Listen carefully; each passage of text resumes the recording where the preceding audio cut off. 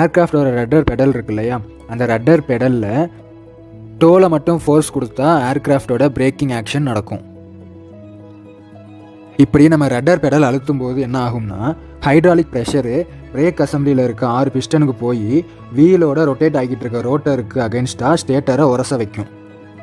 இப்படி உரசுறதுனால தான் ஏர்க்ராஃப்டோட ஸ்பீடு கம்மியாகும், அதாவது ஏர்க்ராஃப்ட் டீசலரேட் ஆகும். அப்புறம் ரட்டர் பெடல்லேருந்து கால் எடுத்ததுக்கப்புறம் ரிலீசிங் மெக்கானிசம் ஸ்ப்ரிங்கோடு இருக்கும். அந்த ஸ்ப்ரிங்கு அந்த 6 பிஸ்டனை அதோட ஒரிஜினல் பொசிஷனுக்கு போக வச்சிரும்.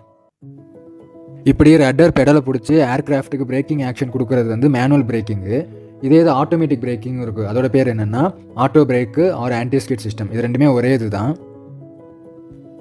அதில் எப்படி பிரேக்கிங் ஆக்ஷன் நடக்கும்னா, இப்போது ஒரு ஏர்க்ராஃப்ட்டுக்கு எவ்வளோ டிஸ்லரேஷன் ரேட் வேணுமோ, அதாவது ஒரு ஏர்க்ராஃப்டோட ஸ்பீடை நம்ம எவ்வளோக்கு எவ்வளோ குறைக்கணுமோ அதோட லெவலை ஆட்டோ பிரேக் செலக்ட் ஸ்விட்ச்